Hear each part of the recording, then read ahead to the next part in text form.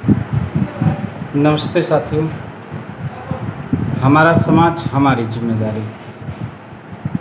साथियों, एक प्रश्न बार बार मन में आता है कि हम इकट्ठा क्यों, क्या ज़रूरत है हमें इकट्ठा होने की। तो साथियों, इस प्रश्न का जवाब हम कई उदाहरणों से ले सकते हैं। जैसे कि जंगलों में सबसे शक्तिशाली शेर होता है, लेकिन शेर भी जब अकेला रहता है तो जंगली भैंसे, जैसे फुटबॉल जैसे नहीं होता है फुटबॉल, वैसे कूदाते हैं सब, क्योंकि जंगली भैंसे जो होते हैं वो झुंड में होते हैं, इकट्ठा होते हैं। तो जब आप समाज में इकट्ठा रहेंगे तो किसी भी प्रकार का जो अपने आप को बाहुबली बनेगा वो भी आपका कुछ नहीं कर सकता है। साथियों, इकट्ठा होने में इतनी बड़ी ताकत है कि आपने देखा होगा कि 3 काले कानून बने, जिनको किसानों ने इकट्ठा होकर लागू नहीं करने दिया। यानी कि इकट्ठा होने में कितनी ताकत है। 200 पॉइंट रोस्टर, इसको ख़त्म करने का किस प्रकार से प्रयास किया गया था, ये भी हमारे देश की जनता इकट्ठा होकर इसे ख़त्म किया। अभी आप यूसीसी, यूनिफॉर्म सिविल कोड का नाम सुने होंगे, उसका भी देश में बहुत ज़ोरों से विरोध हुआ। ये यूनिफॉर्म सिविल कोड जो है वो समानता का अधिकार नहीं दिलाने के लिए है। समानता का अधिकार कब मिलेगा? हम कह देने से कि नौकरी में आरक्षण जो है वो सबको समान मिले, तो इससे हम समान नहीं होते हैं। समान तो हम तब होंगे जब हमें शिक्षा नीति समान मिलेगी, स्वास्थ्य समान मिलेगा, रोजगार समान मिलेगा, उस रोजगार की मजदूरी समान मिलेगी, तब तो हम जाके समान होंगे। कि केवल हमें आरक्षण को ख़त्म कर दिया जाए। अभी बताइए 52% ओबीसी का आरक्षण है और 27% मिल रहा है, यानी कि हम 52% लोग हैं, 27 रोटियां मिल रही है, यानी कि आज भी हमारे आधे लोग भूखे हैं। तो सिस्टम जो है संविधान से चलता है और उस संविधान को पूर्ण तरीके से अभी तक हम लागू नहीं करा पाए। लागू क्यों नहीं करा पाए? लागू न होने का भी एक कारण है। हमारे समाज में जब जागृति आती है थोड़ी बहुत, तो हम सांसद विधायक बनने की होड़ में लग जाते हैं। और हमारे समाज में सांसद विधायक जो मनोनीत भी पद पे हों, चाहे अन्य पदों पे हों, वो भी सरकार पे किसी भी प्रकार का अपने समाज के लिए कुछ नहीं करा सकता। क्यों नहीं करा सकता? क्योंकि उनके बीच में जो पार्टी है, जो संगठन है, वो आड़ में चला आता है। आपको ऐसा नहीं करना है, वैसा नहीं करना है, तो आप स्वतंत्र रूप से अपने समाज की बात भी नहीं कर सकते। जब स्वतंत्र रूप से जब आप चुने गए हैं तो स्वतंत्र रूप से बात तो करनी चाहिए, लेकिन आपको डर सता रहा है आपके कुर्सी का, आपके पार्टी का, आपके संगठन का, आपके परिवार का। तो अगर इतना सारा डर है तो फिर समाज में निकलते क्यों हो, चलते क्यों हो? तो समान तरीके से अगर कोई नियम बनाना है तो पहले हर चीज़ समान करो ना। कंपटीशन एक होता है, लेकिन शिक्षा अलग अलग तरीके से होती है। कोई इंग्लिश मीडियम में पढ़ता है, कोई प्राइमरी में पढ़ता है, कोई हिंदी मीडियम में पढ़ता है, कोई प्राइवेट में पढ़ता है। हाँ, एक और चीज़ है, इसका जवाब ये नहीं है कि हम किसी को रोके नहीं है कि आप कहाँ पढ़ें कहाँ ना पढ़ें, लेकिन व्यवस्था तो हमको देनी चाहिए।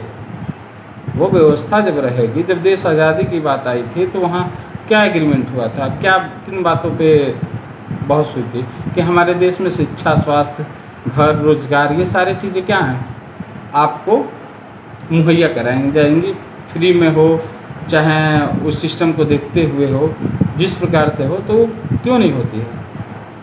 यहाँ आए दिन अस्पतालों में भी लोग दवाइयों के कारण मर जाते हैं। दवाइयाँ क्या अस्पतालों में मिलती है? लाल, पीली, हरी, नीली। उसके बाद बाकी बाहर से ले जाओ, बाहर से ले जाओ, बाहर से ले जाओ। तो जब हम बाहर से ही लेना है तो 100-200 रुपये जो फीस है डॉक्टर का, वो नहीं इंतज़ाम कर सकते, वो भी इंतज़ाम कर सकते हैं। लेकिन इतनी सारी व्यवस्थाएं, इतना सारा टैक्स देने के बावजूद भी हमारा अस्तित्व कहाँ है? तो हमारे विधायक सांसद जो हैं वो यह हमें हक अधिकार नहीं दिला सकते हैं। हक अधिकार कौन दिलाएगा? हम इकट्ठा होकर ही अपना हक अधिकार ले सकते हैं। तो जब हम इकट्ठा रहेंगे तभी कुछ हो पाएगा, क्योंकि हमारे पूर्वज ने भी कहा है कि घर परिवार में इकट्ठा होकर रहना है। जब तक जो परिवार इकट्ठा होकर है उनकी दिनचर्या देख लीजिए, दशा देख लीजिए, और जो विखंडित होकर बिखराव करके है उसकी भी दिनचर्या और दशा देख लीजिए। प्राकृतिक ने हमें सिखाया है, पक्षियों का झुंड, जानवरों का झुंड, हर प्रकार के झुंड, झुंड यानी कि इकट्ठा होकर रहते हैं। जब वो इकट्ठा रहकर होते हैं तो वो सुरक्षित रहते हैं। तो हमें भी समाज में इकट्ठा इसीलिए होना है कि हमें सुरक्षित होना है। अब जब हम इकट्ठा हो जाएंगे तो खोलो ना, अस्पताल खोलो, विद्यालय खोलो, इंस्टीट्यूट खोलो, दुकानें खोलो, डॉक्टर बनो। जब हम इकट्ठा रहेंगे तो ये सारी चीज़ें पॉसिबल हैं। अगर 1 लाख लोग अगर हम इकट्ठा रहते हैं, और सोचो अगर किसी का 1 लाख रुपए के बिना ही काम ना चलता हो, तो 1-1 रुपये यदि हम देंगे तो 1 लाख रुपए होगा, और उस 1 लाख रुपए से उसका काम हो जाएगी, उसकी शिक्षा हो जाएगी, वो आगे बढ़ सकता है। उसका विद्यालय का लाइसेंस नहीं मिल रहा है, वो ज़मीन में खरीद के परेशान है, वो कटरैन डाल के परेशान है, वो विद्यालय आगे नहीं बढ़ा पा रहा है, उसका सहयोग कर दिया जाएगा इन सारी चीज़ों से। तो जब हम इकट्ठा रहेंगे तभी तो किसी की परेशानी को जानेंगे, उसकी परेशानी को हल करेंगे।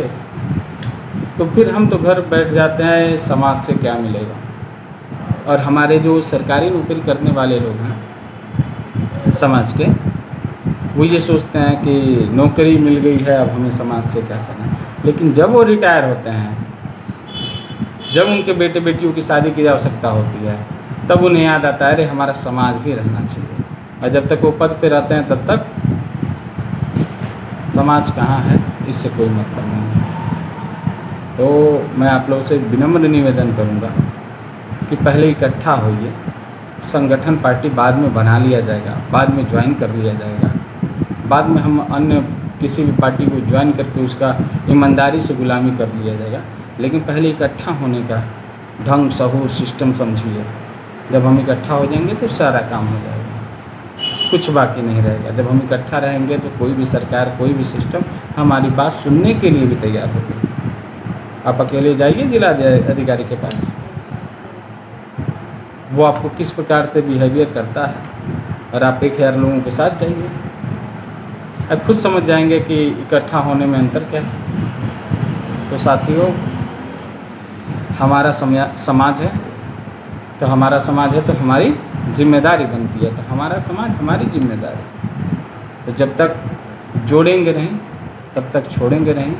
साथियों, इन्हीं शब्दों के साथ फिर आगे नेक्स्ट वीडियो में मिला जाएगा। धन्यवाद।